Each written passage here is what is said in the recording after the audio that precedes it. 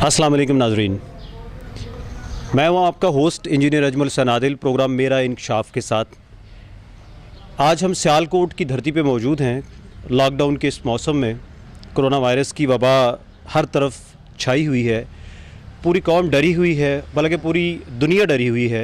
पाकिस्तान के हालात भी बाकी ममालिक से जो उनसे हैं वो आपको पता है मुख्तलिफ नहीं हैं, और दुनिया के 170 से ज़्यादा कंट्रीज़ के अंदर, मुल्कों के अंदर इस वक्त ये हालात बहुत ही परेशान कुन भी हैं और आजमाइश वाले भी हैं। तो सियालकोट में मौजूद हैं हम आज, और आपके लिए मेरा इंकशाफ प्रोग्राम EDN न्यूज़ से लेके स्पेशल आपकी खिदमत में हाज़िर हुए हैं। और कुछ कोरोना वायरस के हालात के ऊपर ही हम बात करेंगे लॉकडाउन के हवाले से। मेरे साथ जो शख्सियत है मैं उनका आपको तारफ़ पेश करता चलूँ। आज हम पहुँचे हैं सबलाइम स्पोर्ट्स इंडस्ट्री में, जो कि एक नाम, एक मकाम सियालकोट में रखती है। और अगर कहा जाए कि फलाही कामों के अंदर भी इनका हिस्सा सियालकोट की तरह पूरे पाकिस्तान में मरकज़ी लेवल पे खासा पहचान वाला रहा। और उसके जो मरकज़ी हमारे पास मरकज़ में जो वाइस प्रेसिडेंट हैं मियाँ उस्मान जवेद साहब, वो हमारे साथ आज होंगे इस प्रोग्राम मेरा इंकशाफ में। और मियाँ उस्मान साहब के बारे में थोड़ा सा मैं आपको ब्रीफ़ करता चलूँ कि जमात इस्लामी की जो यूथ है, JI youth Pakistan, Jamaat Islami youth Pakistan, उसके ये वाइस प्रेसिडेंट है और उसको रिप्रेजेंट करते हैं। और माशाल्लाह ग्रां कदर खिदमत अंजाम दे रहे हैं जमात इस्लामी की प्लेटफॉर्म पे। दूसरा इनका जो तारुफ़ है वो ये है कि सबलाइम जो इंडस्ट्री है, फैक्ट्री है, जो कि सियालकोट में आपको पता है हर माशाल्लाह तरफ सनतकारी का उरूज है, तो उसमें इनकी भी ग्रां कदर खिदमत हैं। तीसरा इनका जो तारुफ़ है वो सीनियर वाइस चेयरमैन है जो हमारा सियालकोट में मौजूद सियालकोट ड्राई पोर्ट ट्रस्ट है।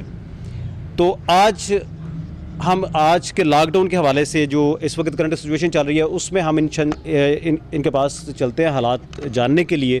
और मेरा पहला सवाल है उस्मान साहब की तरफ जो लेकर मैं जा रहा हूँ। पहले तो आपकी मुलाकात करवाते हैं उस्मान साहब से। अस्सलाम वालेकुम सर, कैसे हैं आप? अल्हम्दुलिल्लाह जी, बिल्कुल ठीक ठाक। सबसे पहली बात तो ये है उस्मान साहब कि जो मौजूदा हालात हैं इस वक्त पाकिस्तान के अंदर, उसमें जो दरपेश मसाइल हैं आवाम को, आप चूँकि पाकिस्तान पूरे को माशाल्लाह जमात इस्लामी की प्लेटफॉर्म से रिप्रेजेंट करते हैं, तो किस तरह की मुश्किलात हैं आवाम को, और आपके इल्म में क्या है कि किस तरह के मसाइल का शिकार है आवाम? हाँ, बहुत शुक्रिया। पहले तो आपने इतने अहम मौजू पे ये प्रोग्राम कर रहे हैं आप। देखिए, मुश्किलात तो वाकई जितनी बयान की जाएँ वो कम हैं, और मैं समझता हूँ कि किसी भी इंसानी ज़िंदगी में सबसे बड़ी मुश्किल जो सबसे पहले होती है वो उसकी सेहत की है, और उसके बाद उसकी मुआश की है। और इस वक्त हम इन दोनों चीज़ों को फेस कर रहे हैं। पूरे पाकिस्तान में नहीं बल्कि पूरी दुनिया में ये चल रहा है। बड़ी बड़ी इकॉनमीज़ जो अपने आप को जिन समझती थी और समझती थी कि हम नाउज़ुबिल्लाह जो चाहें पूरी दुनिया में कर सकते हैं, वो भी इसके सामने बेबस हैं।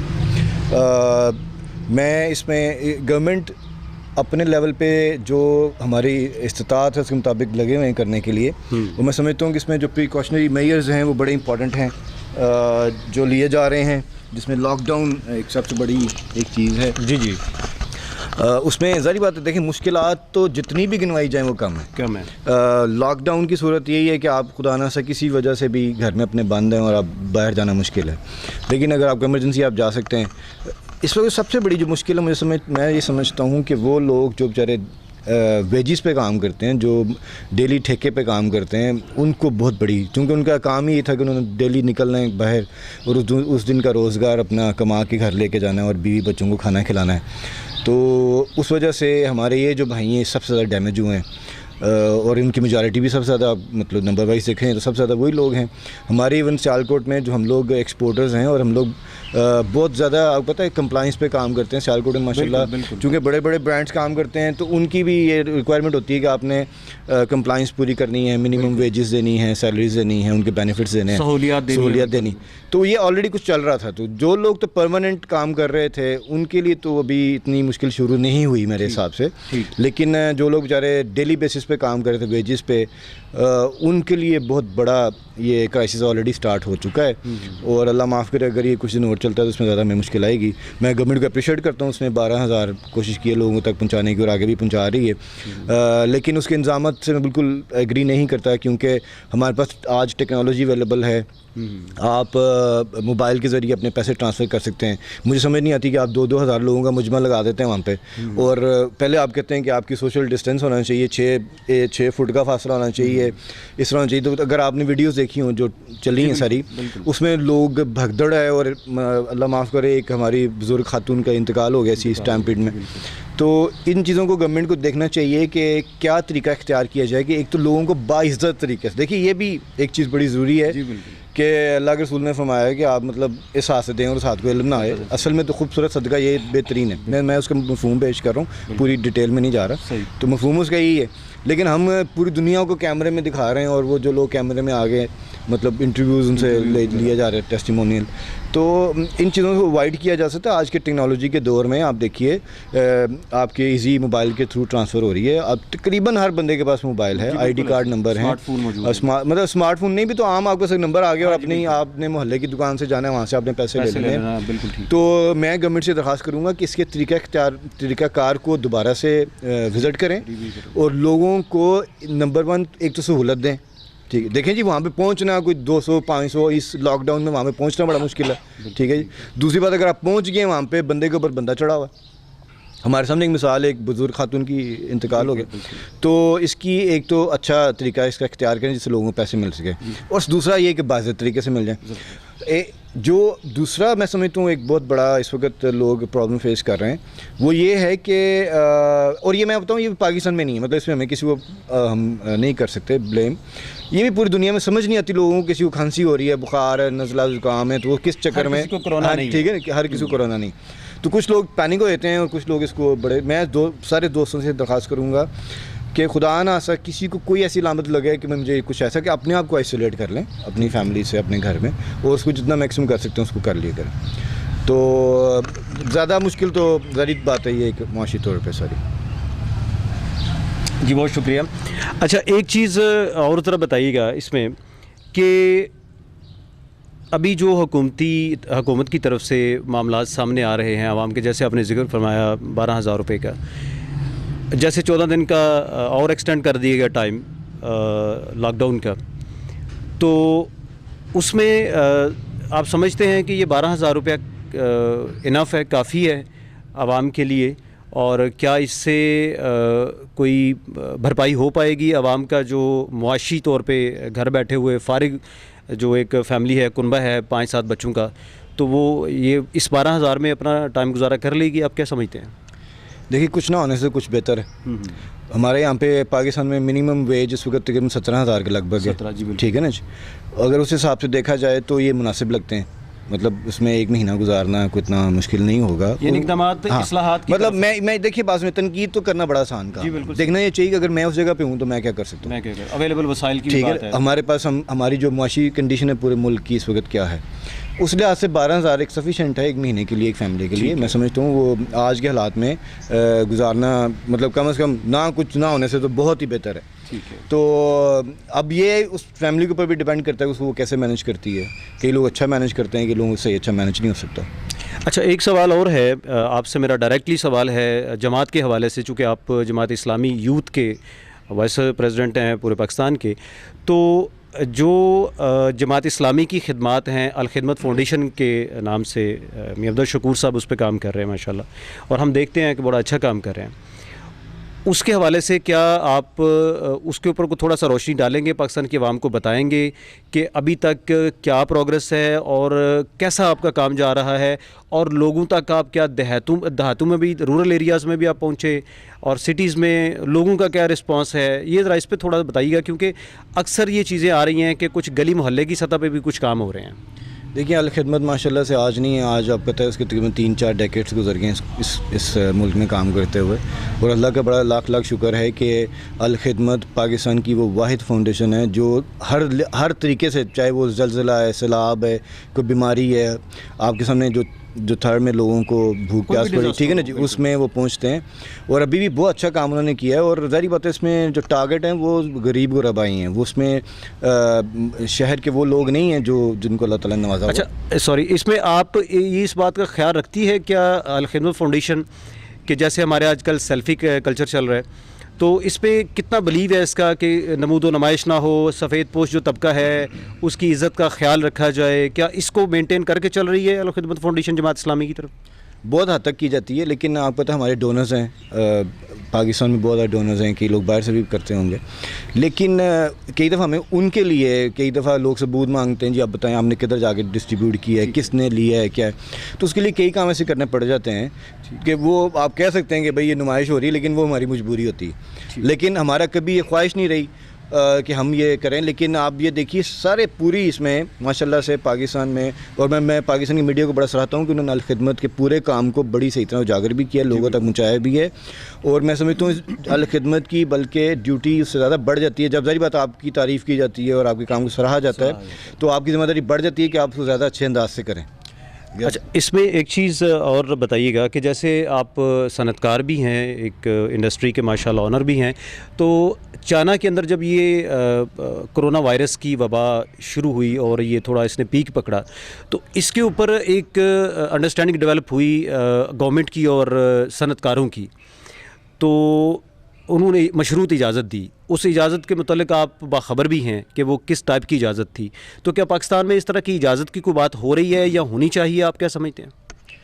देखिए सबसे इम्पॉर्टेंट ये है, जैसे कहा जा रहा है कि इसमें ये ऐसी वबा है जिसमें हिफाजती तदाबीर सबसे इम्पॉर्टेंट है कि आपने इस चीज़ का पूरा ध्यान रखना है कि आप किस जगह जा रहे हैं, आप जिस जगह में रह रहे हैं वहाँ का माहौल कैसा है, क्योंकि ये हवा से एक दूसरे को भी लग जाती है। तो इसलिए 6 फुट के फासले की बात की जा रही है। तो गवर्नमेंट ऑफ पंजाब ने एक SOPs जारी किए हैं कि अगर कोई फैक्ट्रीज़ काम करना चाहती हैं तो वो इन SOPs को फॉलो करके उस पर काम करें।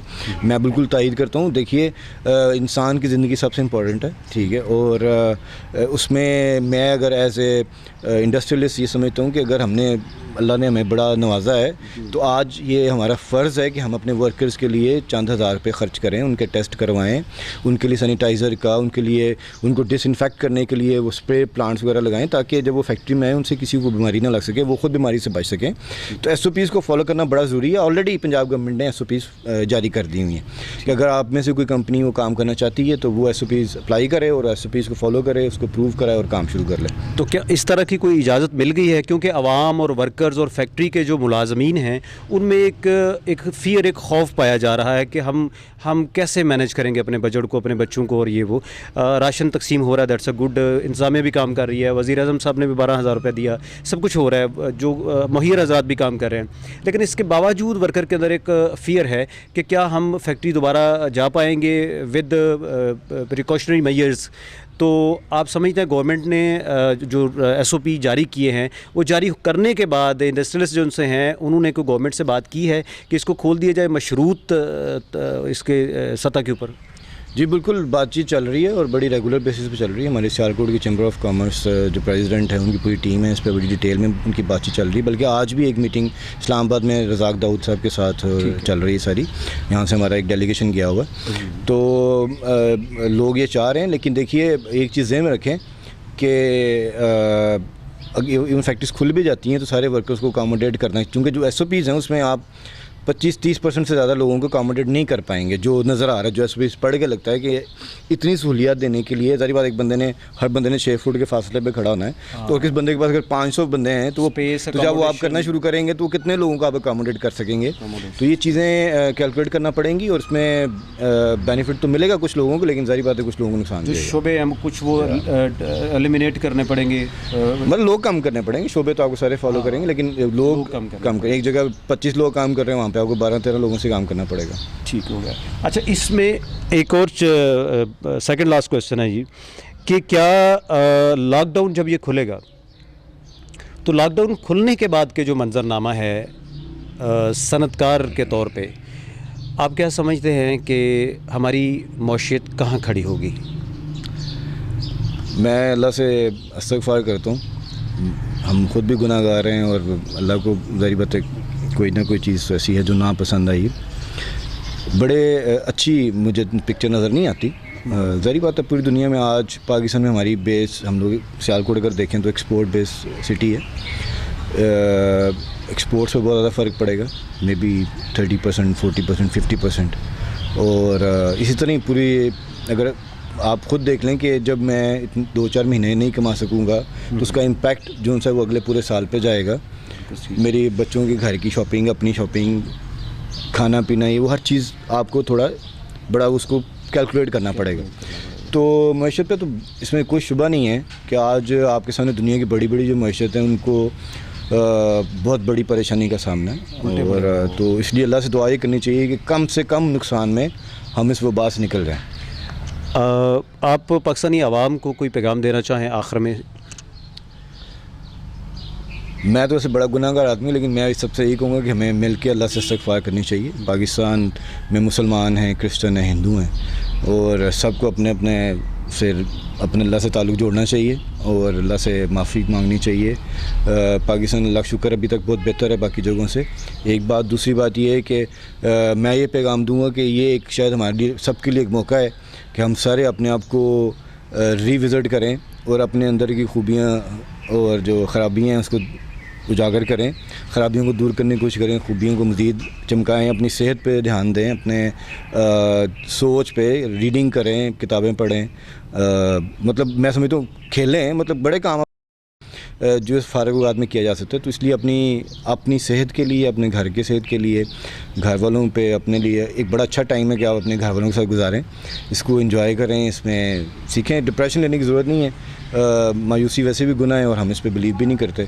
इंशाल्लाह अल्लाह ताला इस परेशानी को लेके आए दूर भी करेगा, लेकिन उस दौरान हमें मैक्सिमम जिस तरह भी इस वक्त से, फारिग वक्त से फ़ायदा उठा सकते हैं, हमें उठाना चाहिए। बहुत शुक्रिया। एक लाइटर मूड में एक सवाल है मेरा। आजकल चूँकि जिस तरह नाजरीन आपको पता है कि लॉकडाउन है, मेरे समेत तमाम लोग घरों में बैठे हों, लेकिन मीडिया वाले तो आपको पता है आपके शाना मशाना सब साथ चल रहे हैं।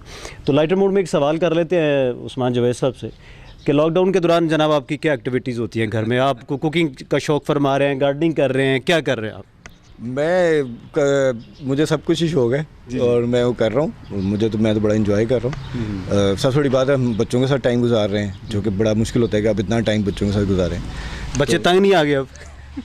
नहीं, बच्चे शुक्र है अभी तक तंग नहीं है। तो आपकी भाभी का नहीं बताया आज तो, लेकिन ये कि बच्चे शुक्र अभी तंग नहीं है। हाँ जी, बहुत शुक्रिया, थैंक यू वेरी मच। नाजरीन, जैसा कि आपने आज का प्रोग्राम मेरा इंकशाफ में मियाँ उस्मान जुवैद साहब, जो कि जमात इस्लामी यूथ को रिप्रेजेंट करते हैं पाकिस्तान में, और उसमें इनके पास हम सियालकोट पहुँचे आज, और लॉकडाउन और कोरोना वायरस की इस डिज़ीज़ को लेके, और एक फैक्ट्री के ऑनर भी हैं, और सियालकोट की जो फाउंडर इंडस्ट्रीज़ हैं उनमें से इस इंडस्ट्री का शुमार होता है सबलाइम स्पोर्ट्स का।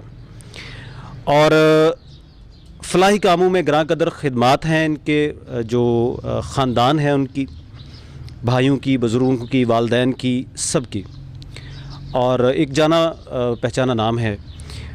तो ज़ाती तौर पे भी जब मेरी ऑफ द कैमरा बात हुई तो ज़ाती तौर पे भी इनकी खिदमात जो सी हैं इस वक्त अपने शहर, अपने मोहल्ले, अपने अड़ोस पड़ोस में ये कर रहे हैं माशाल्लाह। लेकिन असल में हमने ये जो आपके सामने प्रोग्राम रखा, इसका मकसद ये था कि हम आपको दिखा सके कि जो इंडस्ट्रियलिस्ट हैं उनके मसाइल क्या हैं, और जो अल खिदमत फाउंडेशन पाकिस्तान है वो किस तरह की खिदमत कर रही है। बाकी जो सवाल थे आवाम के मेरे पास अमानत, वो मैंने पहुँचाए इन तक, और इन्होंने उसके जवाबात दिए। और आपको सुन के कैसा लगा, फ़ीडबैक आप ज़रूर दीजिएगा और अपनी राय ज़रूर दीजिएगा। और इंशाअल्लाह अज़ीज़ हम जल्द हाज़िर होते हैं एक नए एपिसोड के साथ, एक नए इंकशाफ के साथ। आप देखते रहिए ADN न्यूज़ के ऊपर प्रोग्राम मेरा इंकशाफ इंजीनियर अजमल हुसैन आदिल के साथ। बहुत शुक्रिया।